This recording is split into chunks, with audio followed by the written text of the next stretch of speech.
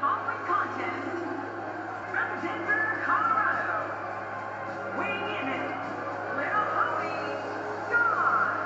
Oh, I can't wait to see this one. Of all the superstars on the roster, this guy is amongst the hardest working. That goes without saying.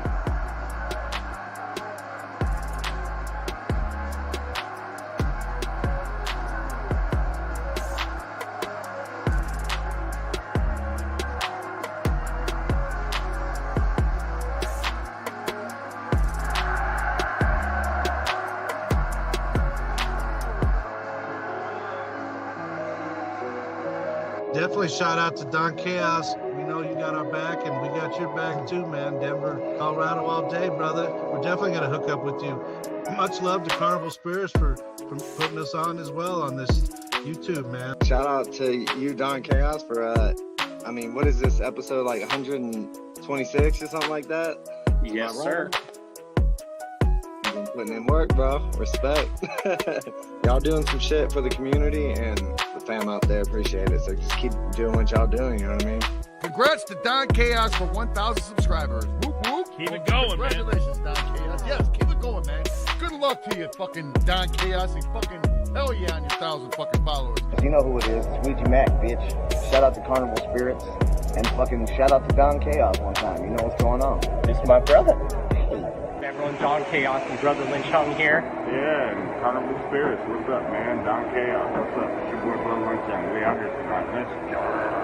Let's Fuego Flames and my nigga Don Chaos. What's going on, B? It's my brother right here. My boy.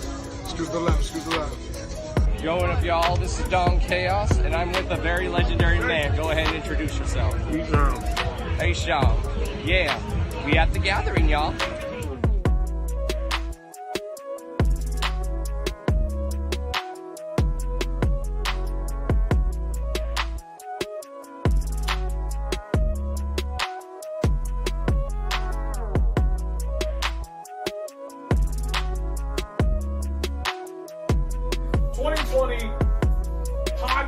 podcast/radio show of the year. This one's always controversial. Coming in number one, we got Hours of Chaos with Don Chaos. Ooh, look at that. Ooh, congratulations, man. Don Chaos, Hours of Chaos.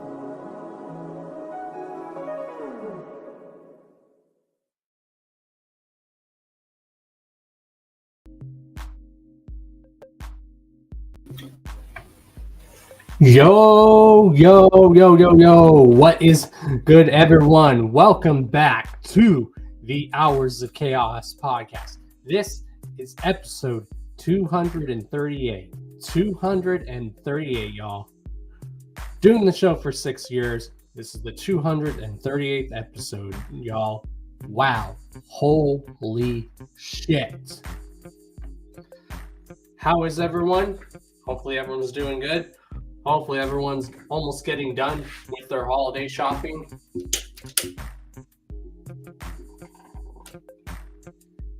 So yeah, if you guys are chilling, light something up, smoke something, drink something.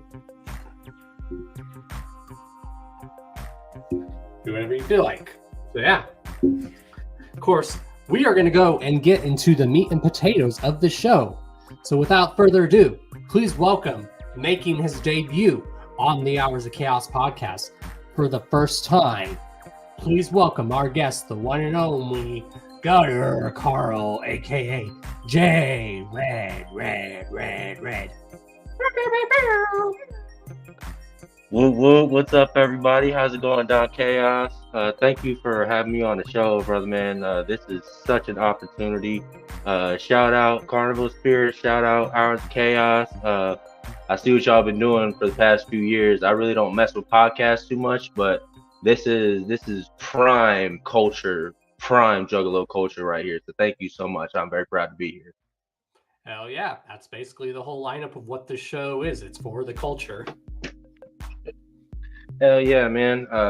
Without Juggalos and Juggalettes, man, I don't know where I'd be without Carnival for real. Like, I started listening to ICP in 2008, and I haven't looked back since, man.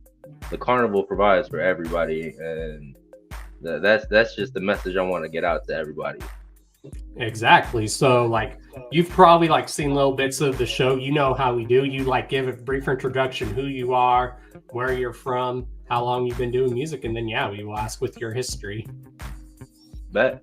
So my name is JRed Anderson, aka Karl / JRed. I go by 2 different rap names because I was diagnosed with a personality disorder when I was in the military. I was in the Army.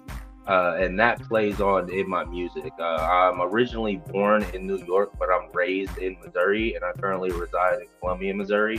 Unfortunately, but I'm trying to make my way through this grimy, dirty ass place over here, man. And for the past few years, it's the carnival has been guiding me in the right direction to try and make it out. Music wise, I've been doing music for probably about since 2017, but I really started taking it serious about the past 2 years. So probably about 2 years strong doing music now, and it's got me this far. I just hope it gets me further. I really believe in what the Juggalo community can do, especially music-wise, just all talents in general, and it can definitely do a lot for the culture.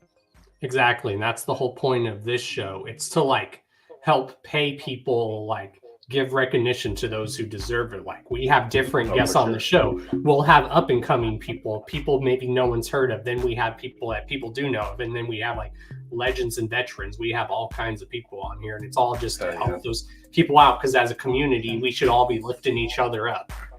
Oh, for sure. Like if you're one of those people that's out there that's constantly like dogging on somebody else's success, even if it's just them being good at drawing something, man, that's some tough shit for real. Like you can't be sitting there putting people down like that. I don't care what you've been through. I don't care who you are. Always uplift people, and that's what I try to bring, is that positivity. So, and that's always I know everybody out there's got some demons in the closet. So like, definitely, if you're rocking with me, release those demons out, man, because I'm here for a good cause. Juggalos for juggalos, bro.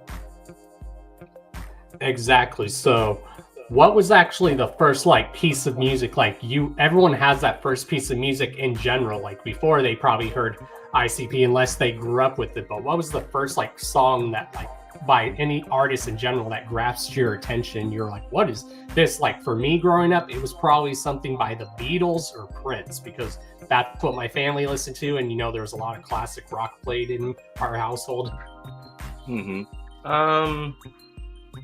I would probably have to say, like at a very young age, the song that I drew towards the most was probably Forever in Blue Jeans by Neil Diamond.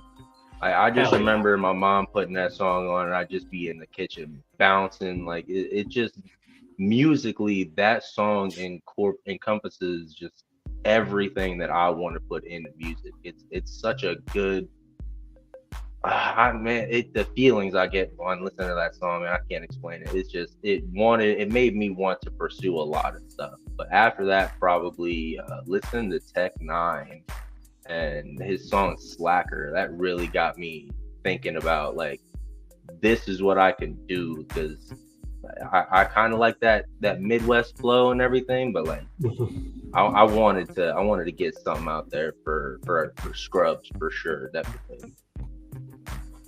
Oh yeah, and Tech even back then was like very diverse, and that's one of the many reasons why I like him, because he's so diverse. I was like, he's not just a rapper; he can do a straight metal song, he can straight sing.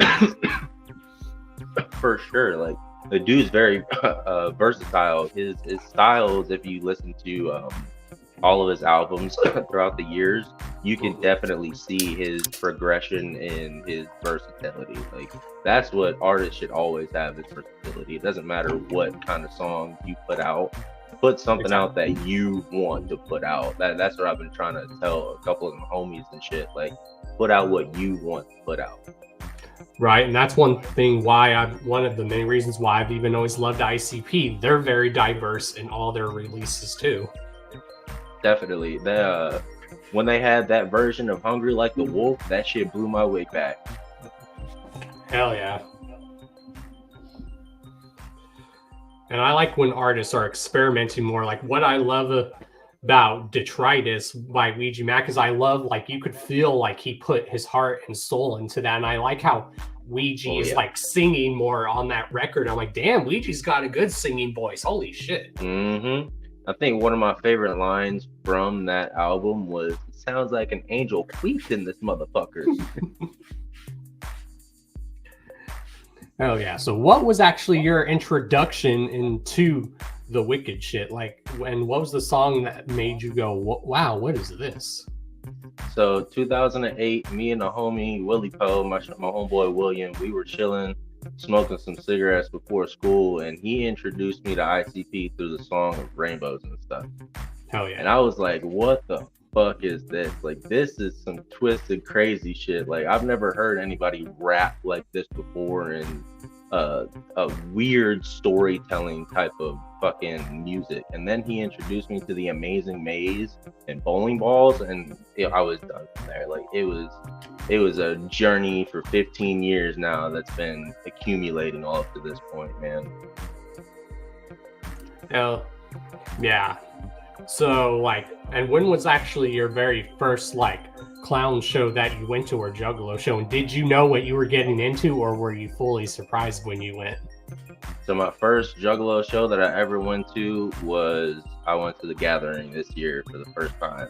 And That's a good first ICP event. before anybody before, and I got to meet and greet ICP, and Shaggy is just so laid back and funny, and Jay is just a fucking nut. That motherfucker's energy is just amazing. What they've been doing for 30 plus years, man. Like, 15 years accumulated up to that point, seeing them come out and perform Chicken Hunting when they came out at first.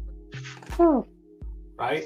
I blew my wood. Like, I can't even, it doesn't matter how long you've been a Juggalo at all, even if it's for a day or for 15 years, when you get to see the clowns for the first time, it'll change your life for even better. It'll change your life into something more than you could ever think of. Exactly. Or I tell people, it doesn't matter how many times you see the clowns, you still always get goosebumps when you see them perform.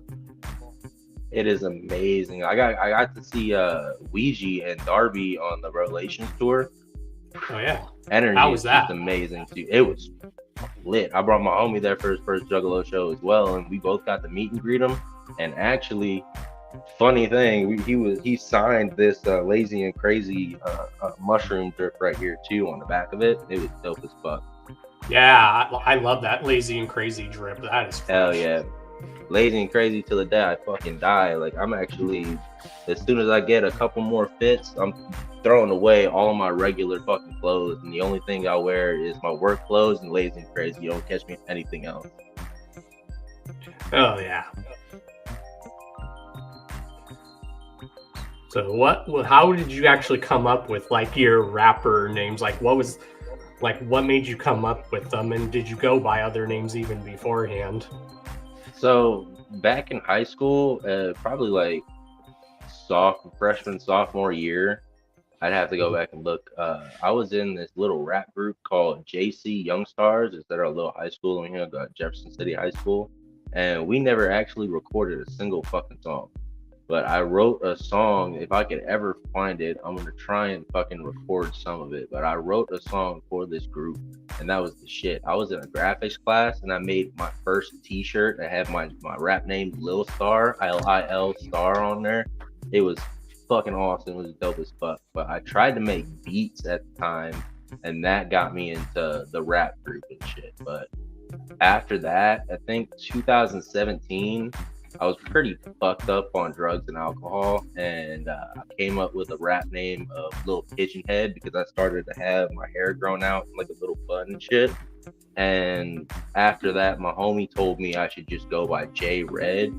So I started going by JRed at first, but one of my best friends, we were smoking hella fucking weed one night, and he told me to do like parody rap under the name of Karl, just some random funny shit came out of nowhere. So after that, I didn't want to do like no parody rap shit, so I started to take it serious. So I thought about the time when I was in the army with that personality disorder, and then kind of mixed together Karl, JRed, and that's where it all came from right there. It stemmed from a joke at first, but now looking back at it, it was the greatest decision I've ever made for rap. And how many years were you actually in the Army? I was in there for a year and 3 months. I actually tried to commit suicide, but I eventually got help and got out. Yeah. I wish to this day I could get back in. Like, it was the greatest experience I've ever had, even though I did try to off myself at one point. But that's what people out there to talk to are for. Like, definitely, if you're ever going through something, get some help like that. But Oh yeah, and that's one thing that always like bothers me when our veterans come back home to our country, and then sometimes the government fucks them over big time. oh yeah, for sure. Like, it took me a solid like 3 years after I got out to actually get my benefits. But now that I've got them, I've gotten the best help I've ever had. So you're actually another example of juggalos who have served in the military. So thank you for your service. Oh yeah, thank you. I appreciate it. Yeah, both my grandpas were in the Army. My one grandpa was in Korea, and then my other grandpa was in World War II. Hell yeah. My father was in, his father was in. I know my mom's side of the family, a lot of them were in. My auntie she was pretty a high-ranking officer, and it was pretty dope actually. Like, we got to call the Pentagon one time and talk to my auntie. My big brother needed to do a school project for some research. Pretty fucking awesome. Hell yeah. And one of the questions we usually ask our guests is if you can remember, what was like the first album you remember like buying with your own money?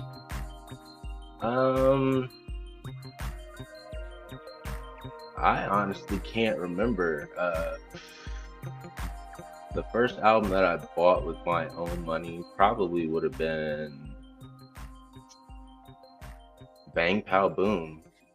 Like, I never really bought albums and stuff. Like, I just had my mom's CDs. Like, I leached off of her shit all the time. And then I got like iTunes when I first had an iPod and all that, and started downloading songs and putting it on MP3 players. But I never really bought albums before Bang Pow Boom, to be honest.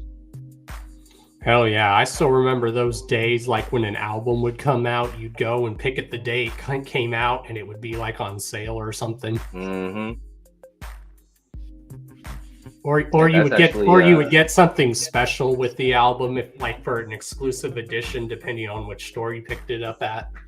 Oh yeah, like Hot Topic did a lot of things for albums and shit, like back in the day. That's where I actually first listened to Fuck the Police by Cottonmouth Kings with Violent J in there. One of those little boosts where you put the headsets on. That's where I first listened to that at. Oh, back in the days when Hot Topic was actually a nice place to shop at. Mm-hmm. Now the closest thing, if I tell people, if you want to get to the original Hot Topics, shop at Vampire Freaks. It's like the old Hot Topic. It's cool.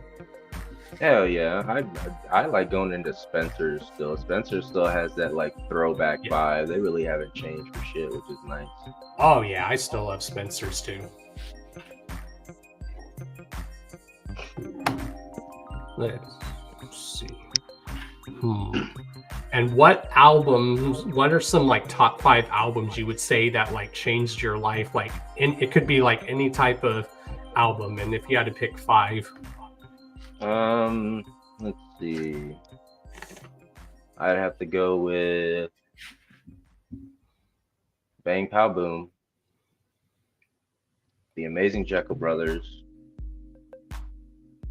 There's this one album by this dope ass artist from Florida. He goes by a different name now. He's actually a Christian rapper now.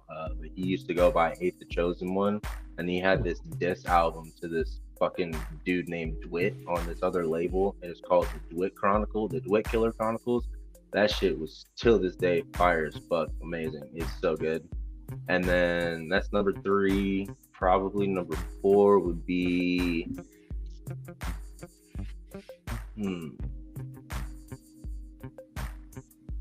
not really sure. What was the name of the album that Ouija did with Ricky Hill? Problem Children. Yeah, that one is that when that released, that shit like it touched my heart like so.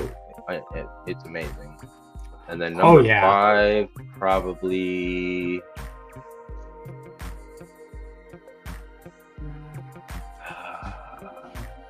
I don't know. Vulgar Display of Power, Pantera. Oh yeah. I wanted to say one of the Misfits albums because I've got the Misfit logo tattooed on my arm, but Pantera, R.I.P. Dimebag, is the greatest guitar player to ever live. Agreed. Hell yeah. And if you were trapped on like a desert island, like artist or band, whose whole discography would you take with you? For sure, ICP, like without a doubt, there's nobody else I listen to on a daily basis besides ICP. Right, that's what I always say. I bring Ouija. Yeah, I always say ICP and Ouija because they always have a big collection of music. So you can never go wrong. You can never go wrong with listening to all the Joker's cards in order from start to finish. Yes, I used to do that a lot back in the day. Like whenever there was a new Joker's card coming out, and I still do this. I'll like listen to all the Joker cards all the way up to the current one, and then I'll listen to the first one for the first time. I listen to them a lot when I'm cleaning. Like I just put it on and just start cleaning and jamming. Oh yeah, I used to do that. Or when I would go to sleep at night, I would listen to them, and I would be having some pretty crazy dreams. People would be like, "How do you go to sleep to that?" I'm like, I have no idea. Just put on some headphones, put on Amazing Maze, and then you'll be fine. Yep. Just put on all of Tunnel of Love, and you'll go right to sleep. Now, one question like a lot of jugglers like to ask is like, which Joker's card do you feel like speaks to you more, or do you like all of them, or is there one that speaks to you more, and if so, which one is it and why? For sure, the Amazing Jekyll Brothers speaks to me more. That album through and through is a 100% complete masterpiece. There's not a single tone, not a single lyric on that album that is wrong at all. That is what I consider a complete masterclass of an album. That album I listen to probably 2-3 times a day at least itself through and through, and it touches every aspect of my life, like the two sides of people that are in you. It's that good and evil battle type thing. Exactly, and that's one thing I've always liked about like ICP's music is they touch on like the spiritual aspect, and that's why I tell people I'm not religious, I'm spiritual. There's a difference. Exactly. Like I go around telling people if I believe in anything, I believe in the hatchet. I put my life on the hatchet. Like that's what I put my life in the carnival, like for sure. Hell yeah. Yeah, Jekyll Brothers is like my fiance. That's like her all-time like favorite album of all time. Hell yeah. And I like that. I really love it because that's like their angriest album because at the time. For sure.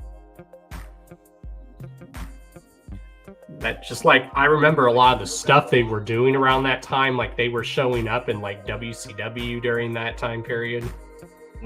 Like it's crazy because like their passion was wrestling, and then they found the passion for rapping, and then wrestling found them. When they got that call from the WWF or WWE or WCW, and yeah, they basically wrestled. We can wrestle too. Like, come on. I know, and that's funny because they had no wrestling training, and they're phenomenal wrestlers. It's great to see Jay back out there wrestling now too. Like that, it's amazing. Like the things that they're doing nowadays is it blows my mind. Like considering Jay went through that heart scare with all that those heart problems, and now he looks like he's in one of the most healthiest spots he's been in. Exactly, I'm proud of him. But I remember when he first announced that heart condition, I was actually at that. Oh man, I was scared. I broke down and started I was like, crying. oh my god. It scared the hell out of me. I was like, this can't be. I have to go to the gathering. I have to. There's not going to be another one. This sucks. This is going to suck.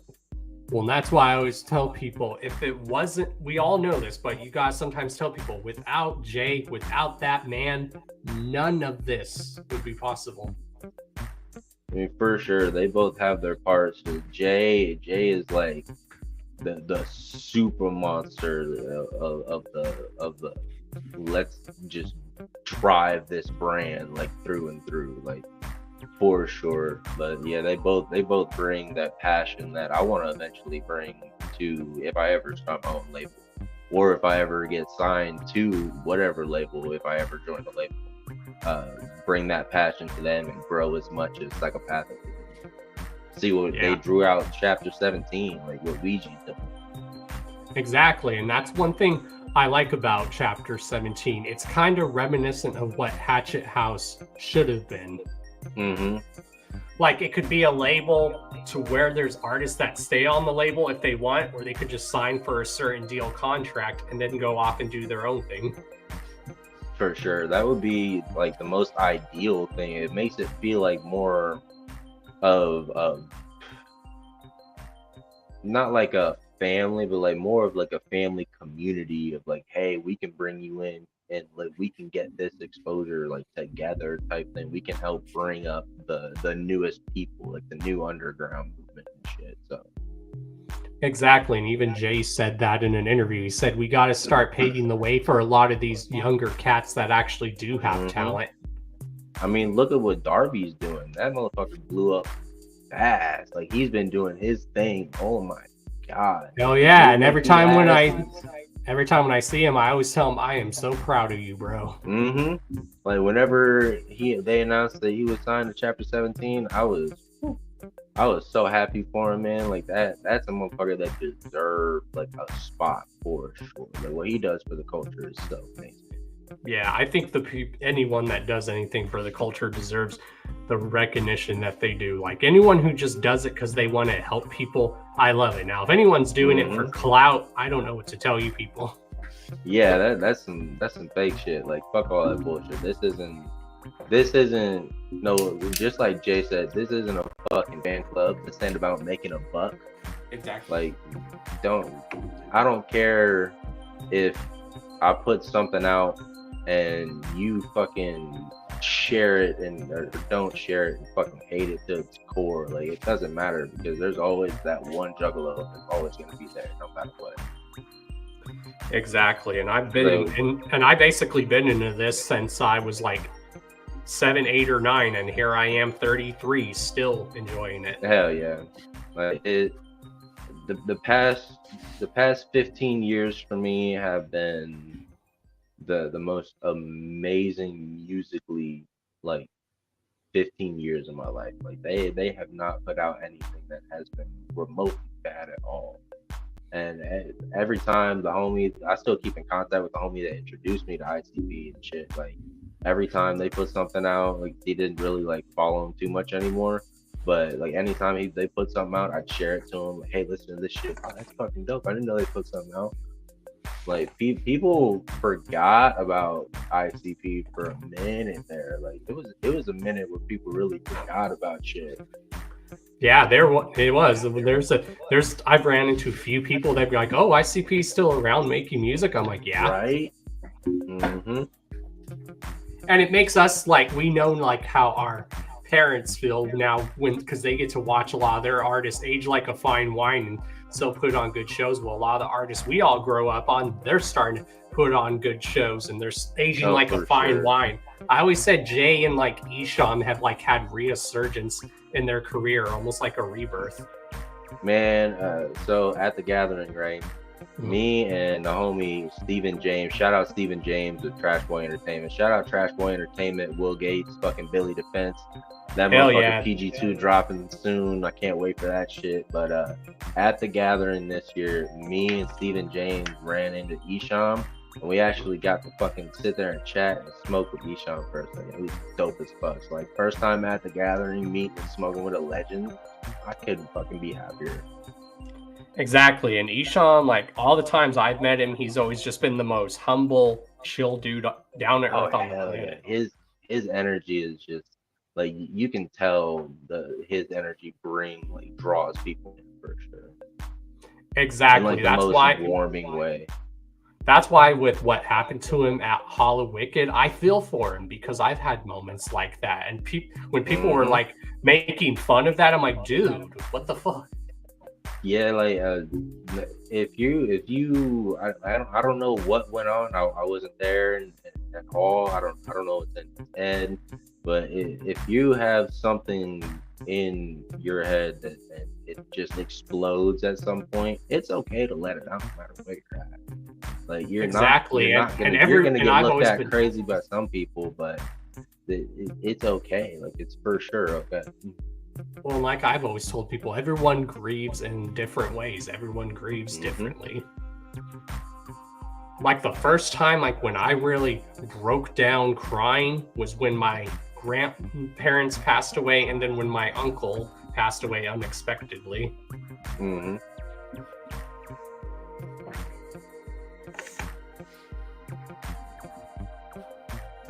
Yeah, I feel for what he was going through, and that's why I tell people, I think some people just, they don't understand mental illness, but I understand it because I suffer from, anxiety, depression, but you wouldn't know. Sure. And me actually doing this show actually helps with my social anxiety.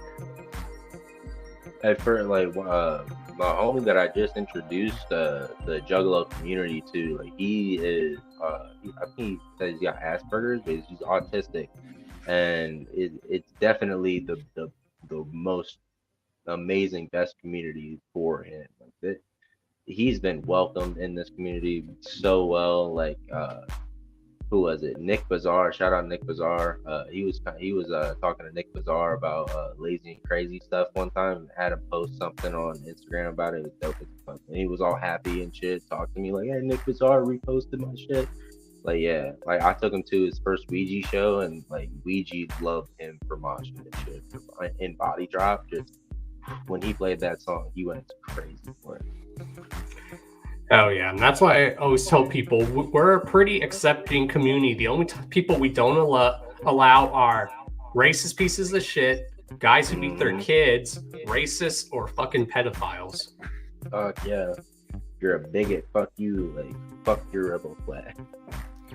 Yeah, or if you're the kind of person that touches little kids, fuck you. Yeah, that's some fuck shit. You deserve that fuck shit. You deserve some shit that I'm not gonna fucking say on fucking live. Yeah. Right. Yeah, like I have a soft spot, or like if it's anything with animals, I'll get like hurt. Like if someone's like abusing their animal, I'll be like, oh hell no. Yeah, it can get pretty intense. If it's not like for food or anything, if it's just straight abuse type shit, yeah, it's fuck shit. Yeah, that's why I always tell people I only like a few people, but then I love animals more. Mm-hmm. Like I'll make a judgment off someone based on the energy I get from them and how my dog reacts to them, because animals can sense that. Yeah, for sure.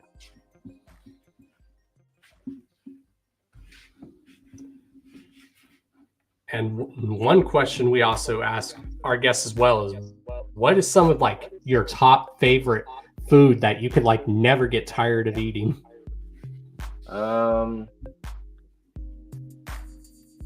Chicken, steak for sure. Fucking love steak.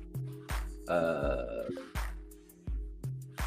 I could pick a fruit, I'd probably say strawberries. Strawberries are real good.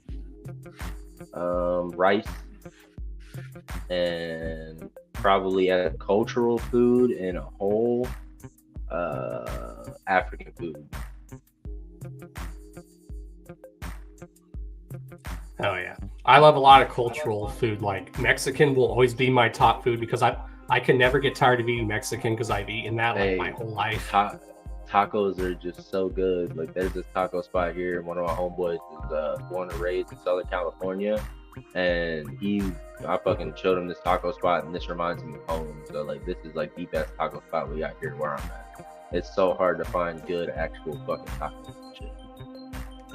Yeah, like in Colorado, where I'm originally from, there's a lot of good Mexican restaurants, but since I moved down here to Florida, there's actually quite a few good Mexican restaurants. Hell yeah.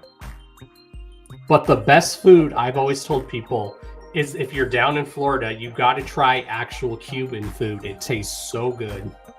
Yes, sir. Fucking my uncle by marriage, he's my uncle. He's Cuban, like fucking full Cuban, and he's a professional cook. Like he's like a chef type shit, like homemade recipes out the ass. And every time he comes to visit and he cooks, it's just the best food I've ever had. just making up shit on the fly. Oh yeah, and then there's like, of course, who doesn't love Jamaican jerk chicken? Like, I used to work with the Jamaican dude, and he would make that Jamaican jerk spicy chicken. It was so good. Yeah, that shit's amazing. We got this place called Jamaican Jerk Hunt here. They make some pretty bomb ass food. Where'd you say you're from? I live in Columbia, Missouri. That's not too far from where I was, because I used to live in Colorado. Yeah. I'm trying to make it out to go to like Colorado and California and stuff. I'm originally from New York. I was born in upstate New York, like towards Fort Drum, like the military base. So there's pretty much a lot of juggalos in Missouri where you're at? Not that I've seen or come around. So like, it seems like a lot of people are very reclusive around here and don't really like pop out and fucking say what's up at all. I found like one in the past few years, and he actually tattooed the chapter 17 on my hand. It's like one of my tattoos. Oh yeah.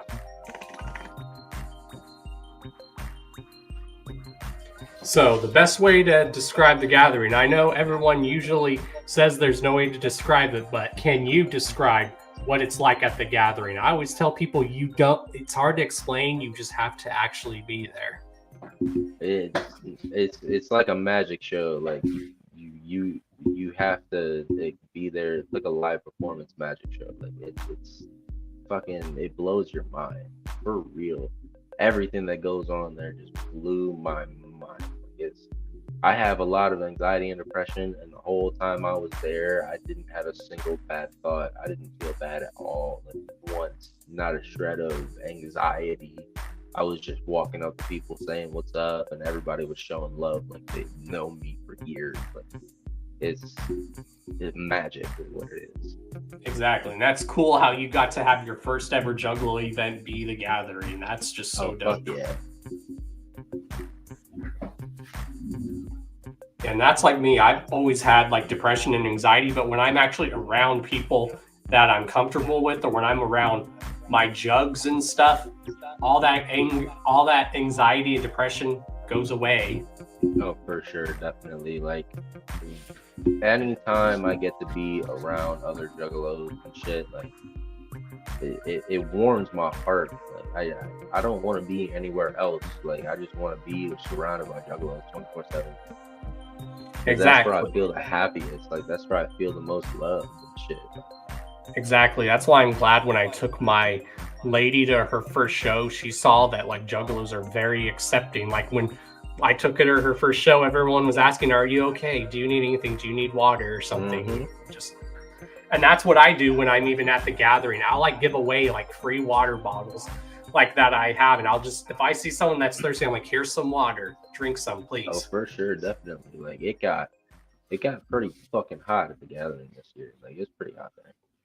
Yeah, that's the best thing I always tell people is if you have extra water and you see someone who needs water, give them some water. Mm-hmm. So what was probably some of your favorite performances at the gathering this year? Definitely ICP's number one. Ouija's show was fucking magical as hell. Like that was something. Seeing Ouija for the first time perform, that it made me feel even more like a fucking family member than anything else. Like I didn't. Yeah, feel like and there's something about Ouija shows, like when he plays a small club, yeah, it's cool, but when you see him play at the gathering in front of thousands of people, fuck yes, like that shit was. Like I said, I didn't feel like a fan. I felt like a family member. Like it's you just got to be there to see it. But fucking who else? Dropout Kings. Those motherfuckers were the shit. Hell yeah. Fucking who else? Clockwork E. Those motherfuckers are amazing. Hell yeah. Like first time seeing those motherfuckers like in person, like at a live show. The energy they brought was just phenomenal. Oh yeah, I definitely want to get him on the show. That would be dope. Oh, that would be amazing to have him on here. If fucking Clockwork E watches this shit, motherfuckers, come on the Hours of Chaos for real. Don Chaos is the homie for sure. So yeah, you said you've been watching Carnival Spirits and me for a while. So how did you actually discover us? We always like to ask people like how they discovered us.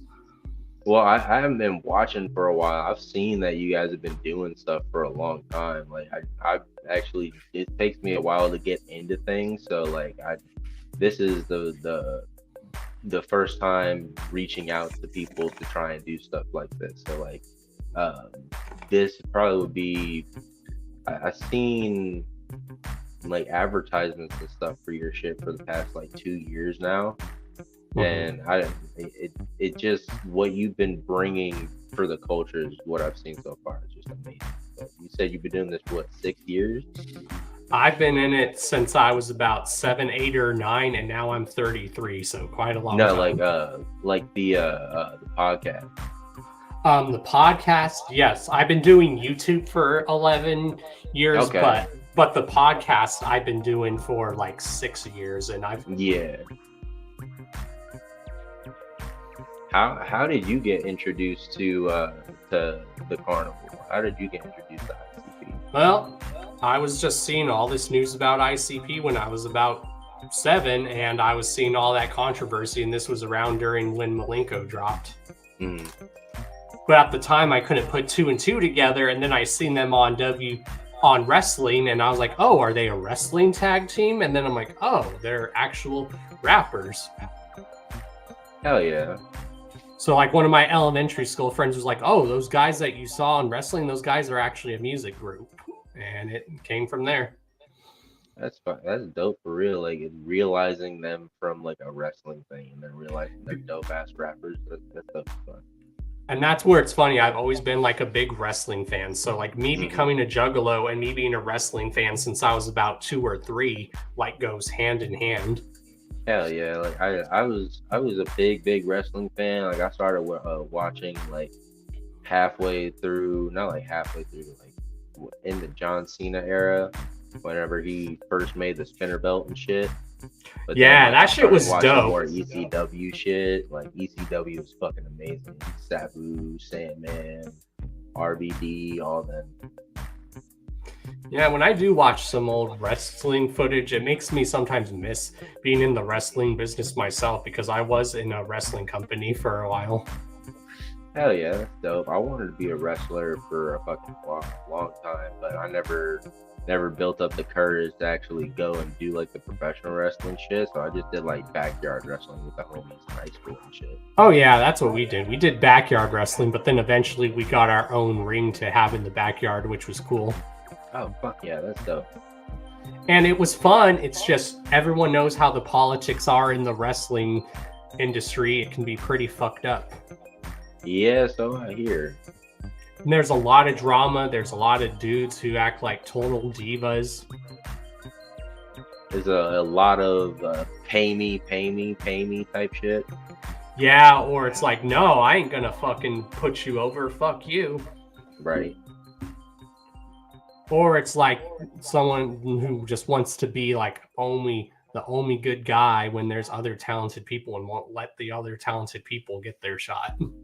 Right. It's like the music industry. Like you have to lean on younger talent. Like you have to start believing in the younger talent and shit. Like you're not gonna be fresh forever. Like you're not gonna be the shit forever. Like if you can appreciate what other people are doing that are coming up under you, then that's gonna push you further. Exactly, and that's why I tell people I love WCW. WCW was good, but the downfall of WCW was because a lot of the older dudes there didn't want to put over the young, talented generation of wrestlers that were coming out. You know, like the Chris Jerichos, the Eddie Guerreros and stuff. Mm-hmm. The Rey Mysterios. Rey Mysterio, Chris Benoit. Exactly. Like WWE was like, oh, they're not going to utilize you guys. Come over here. And WWE utilized those dudes and made those dudes superstars. It's like when people leave WWE, go to TNA, and then come back to WWE. They're like a better version of their old self. Like you've seen it with AJ Styles. Yeah, and that's one thing it's cool when like a company hires former talent, but when you're trying to hire former talent too much like WCW did, it's like, dude, now you're just riding off of like that company's success. You grow your own talent too. You gotta like have your roster balanced. You have to have legends and veterans to teach the young people, and then you have to have younger talent. You can't just have a locker room full of dudes that were big back in the day, because then their egos get in the way.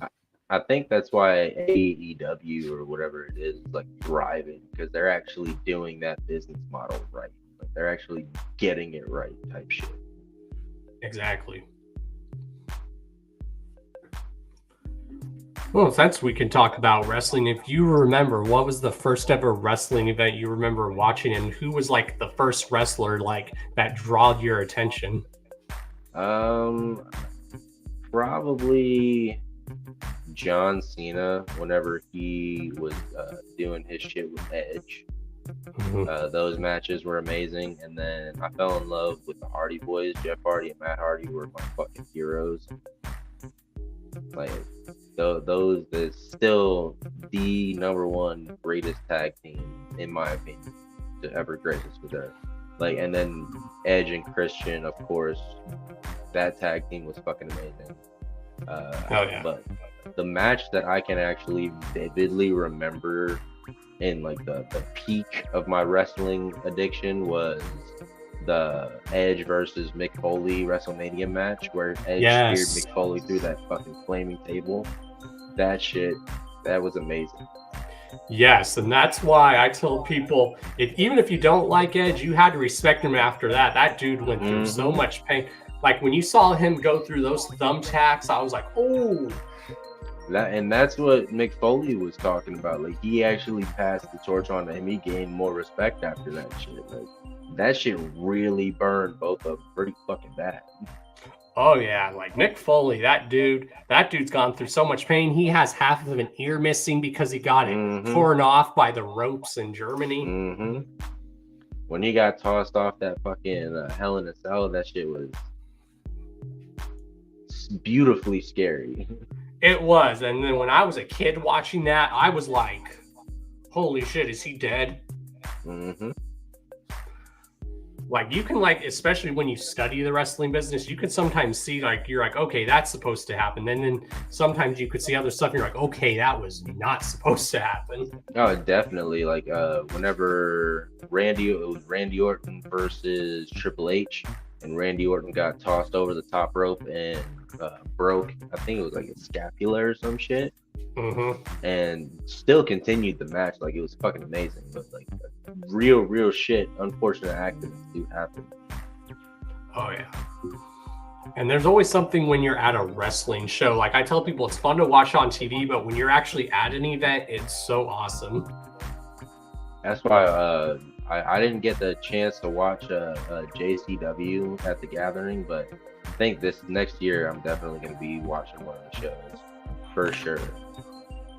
Hell yeah, JCW is always fun to watch, especially Stranglemania or the flashlight wrestling, where the only way they're wrestling is through flashlights. That shit's great. Hell yeah. And what are some of actually your top like favorite like TV shows of all time that you could even never get tired of watching? Family Guy, number one. I don't care what anybody says. It'll forever be the greatest fucking show ever created in history.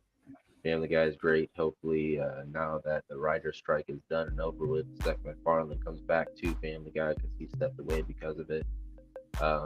Number two, probably like Doctor Who. Doctor Who is fucking amazing. Number three, let's see.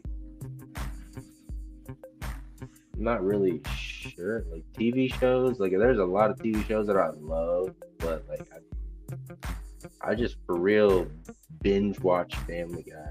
Like if I had to pick a third one, probably like Death Note. anime. Oh yes, that is a good one. I'm Death I'm Note's very fucking big. amazing. I've always been big into anime, and Death Note is my shit. Death Note, Dragon Ball Z. I've got a Death Note scroll right here. Hold on. Oh, I gotta see this.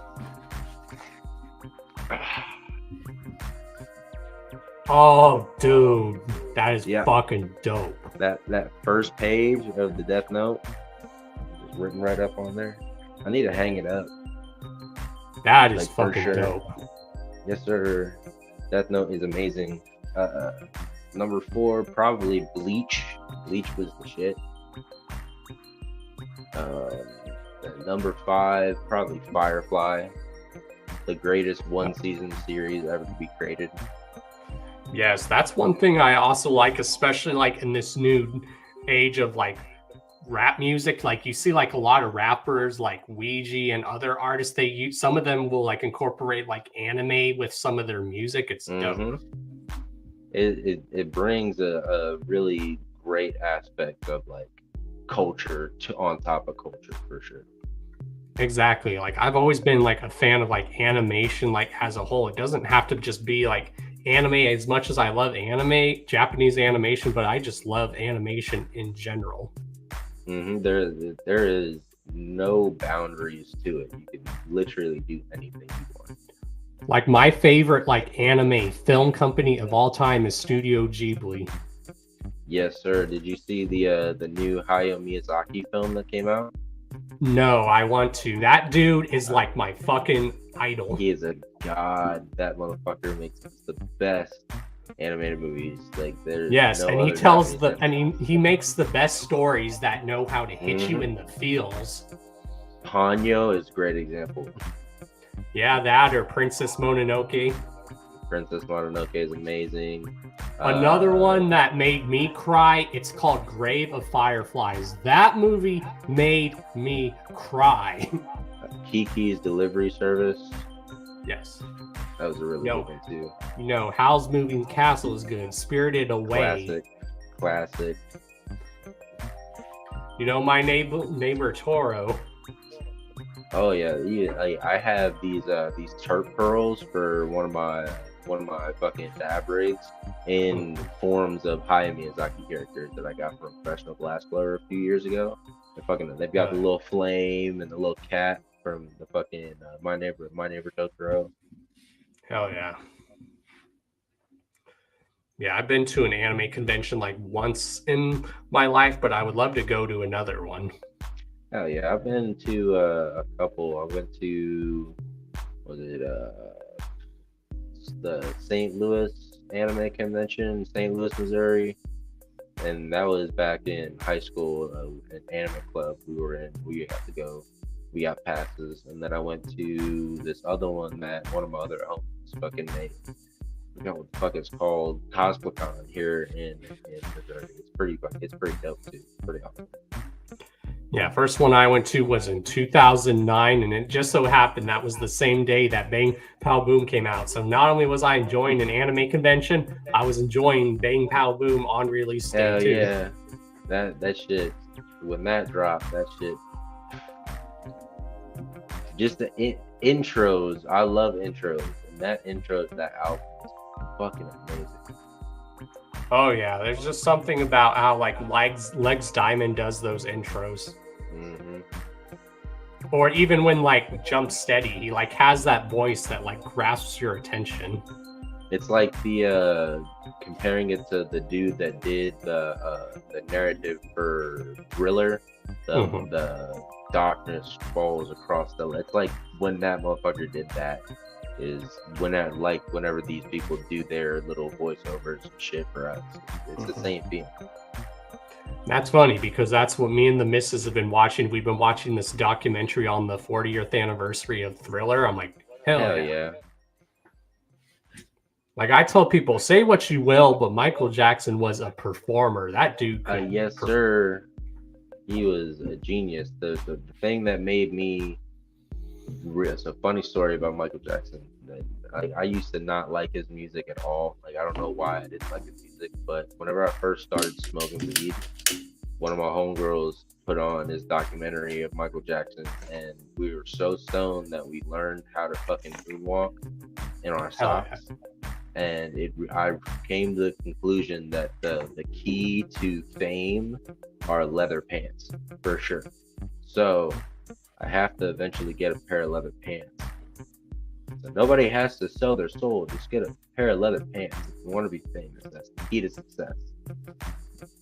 Oh yeah, I always tell people you can't lie and say you didn't want to beat a jacket back then or a Thriller jacket. Right? That shit is amazing. Or better yet, have like his outfit from Smooth Criminal.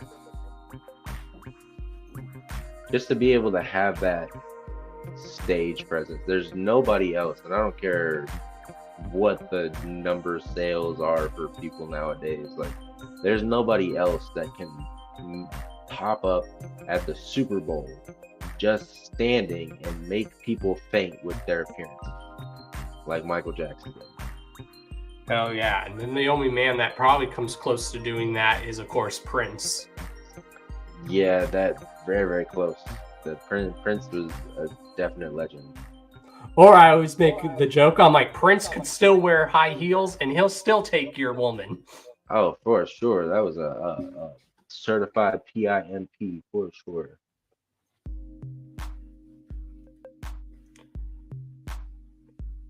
Hell yeah.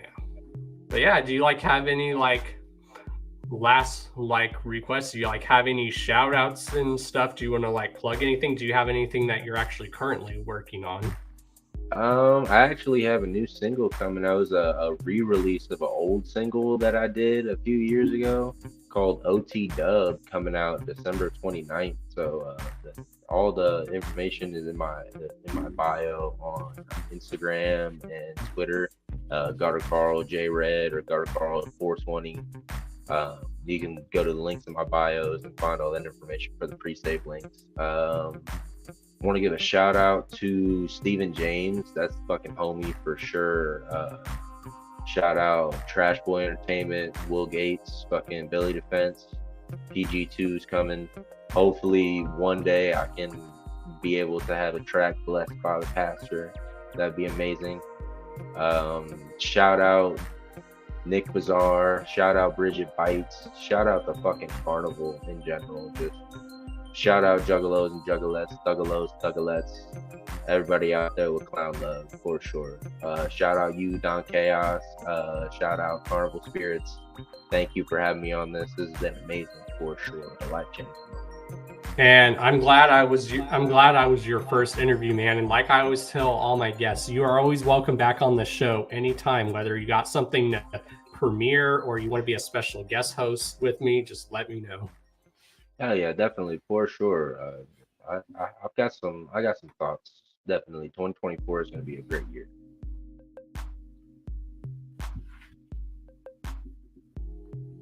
Oh yeah.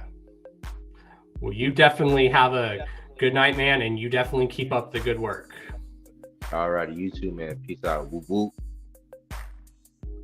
Whoop whoop. Hell yeah, y'all. And that was Gutter Karl. So we are now going to get into some topics of the night. Of course, make sure you guys peek the links down to our guest, Gutter Karl, aka JRed. There's links to his social medias and his link tree down below to where you can follow him on all social media. Also, peep the links to your boy, my social medias down below. Make sure you check out Lady Chaos's social medias. And now, definitely check down below. Also, of course, shouts to my sponsors. You know, Blind Death Clothing. You know, peep out my sponsors down below. Get yourself some Blind Death Clothing swag. And now, you guys saw it yesterday. The announcement. You saw the stream. There is now an official Don Chaos store, which now there will always be a link down below there. So go get yourself some Don Chaos drip, y'all. There's official Don Chaos drip, and when you guys do get some drip, we want to see it on packaging. We want to see some pictures of y'all repping that shit. So yeah, your boy's got an official Dawn Chaos store. Again, shout outs to Davey, who helped launch the store. He is actually running the store, and he's doing a very great job at it.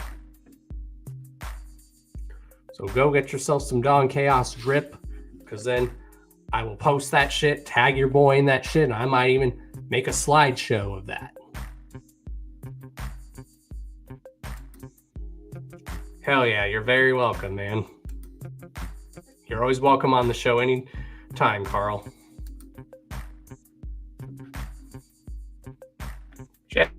Yeah, check my sponsors down below. Lying Death Clothing, check them down below, as well as the official Dawn Chaos store. And yeah, let's get into some topics.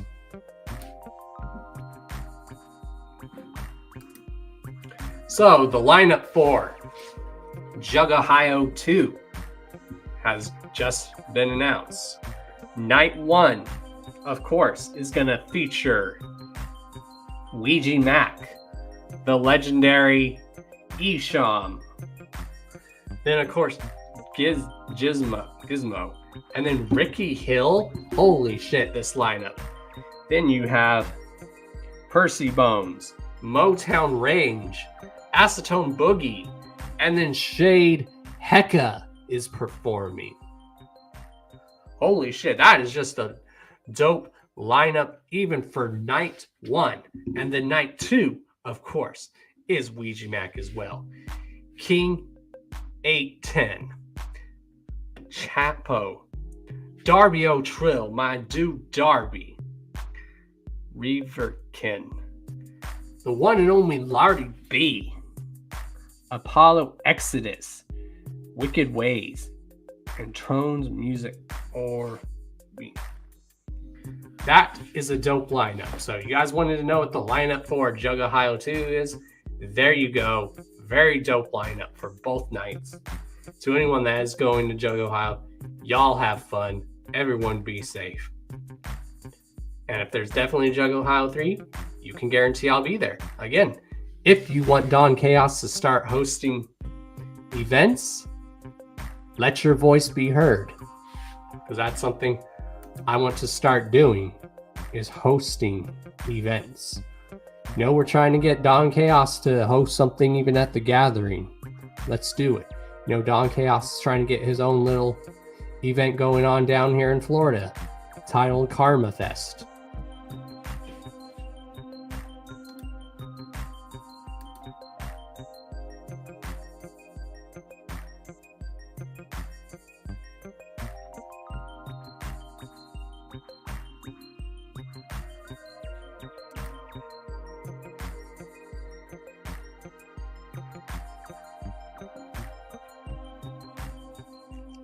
And then now, for those that have been wondering, Ball is on a Boat is actually now going to be a 2-night event where they're going to be performing on 2 completely different boats, where ICP will be performing 2 completely different sets.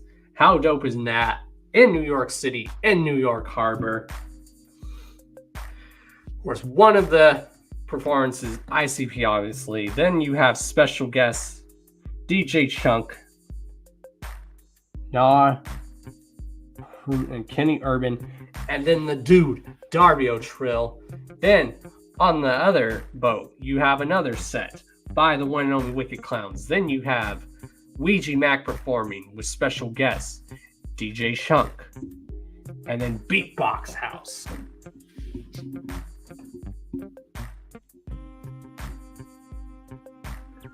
I wish I was actually going to both nights, Shanzi. By the way, how are you doing, Shanzi? How you doing, bro?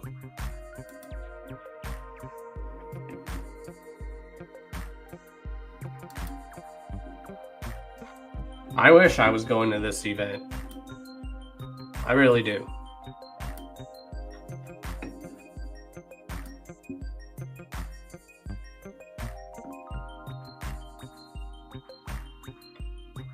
What else do we got?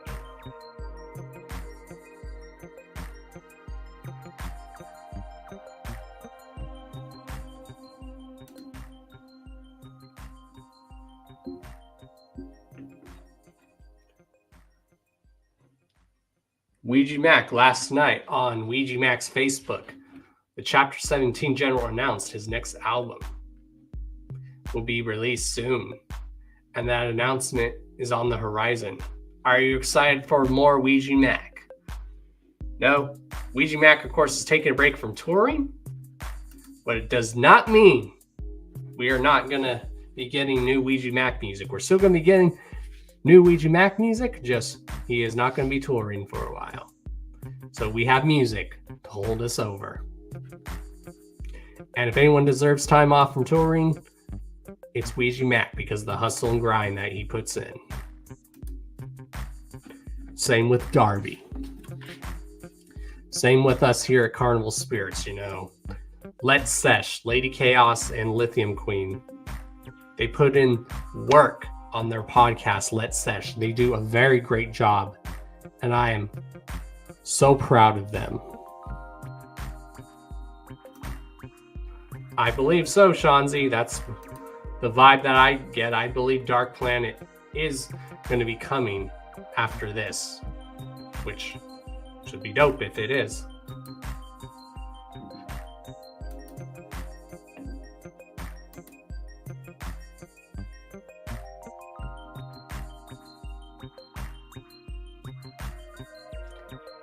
But I appreciate you, Shanzi.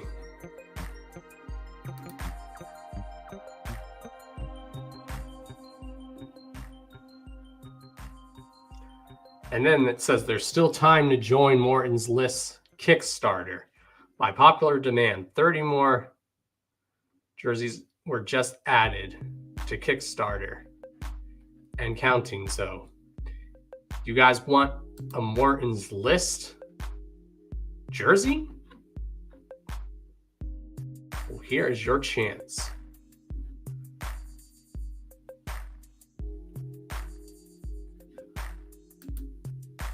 That's one thing there needs to be, is a new Morton List store.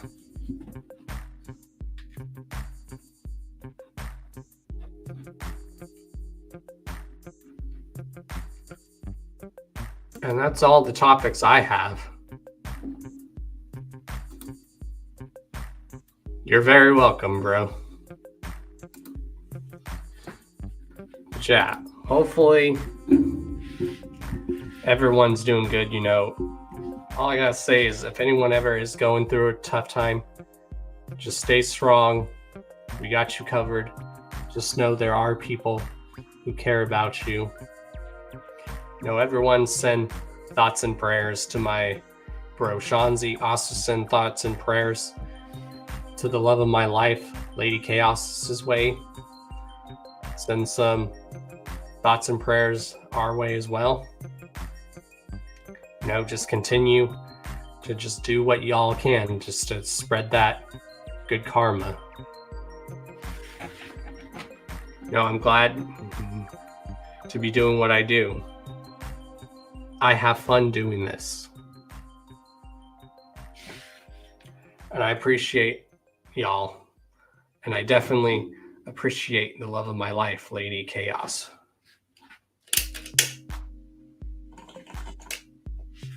She works so hard and does such a great job on her show. And I'm very proud of her. So if you guys haven't checked Let's Sesh, check out Let's Sesh here live on Carnival Spirits.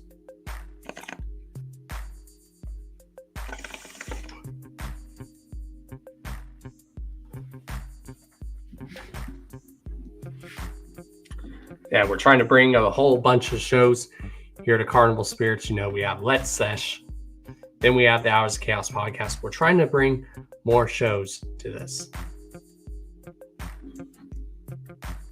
And yeah, you know, we have a very big lineup of guests for the show this upcoming month. This month, you know, this year, especially this month, we're going out strong, and then we're going into the new year strong with the guests on the show. So, good things only go up, y'all. Good things, Hard work pays off, y'all. Don't ever think it doesn't, because hard work does pay off. If we uplift each other, there is nothing we all can't do. Failure is not an option. So yeah, make sure you guys peep the links down below to your boy. Check out our guests' social medias down below. Check out Lady Chaos's social medias, especially. And then check out my sponsors down below, Blind Death Clothing. Shout outs to them. Go get yourself something from Blind Death, my sponsors. And then also now go get yourself some official Don Chaos drip. And our guest next week, we are actually going to have 2 guests next week, y'all. That's right. 2 guests in one show next week. So be prepared for that. Sometimes we like to have 2 guests on the show. So be prepared. Next week is going to be 2 guests on the show. And it's going to be so dope. We are being joined by Lulu Wicked, and Rave the God.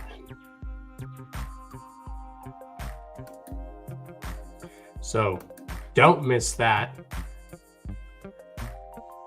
Then the following week, we are joined by FaceTap Mommy. Then we're joined by Chuckles.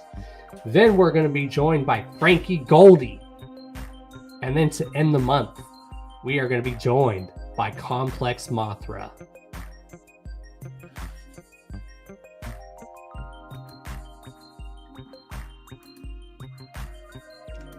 Thank you everyone for tuning in. I will see you guys next time. Same chaos place, same chaos time. If it's not this show, videos, or even when we just hang out. So yeah, y'all. Everyone, have a great night. Later, y'all.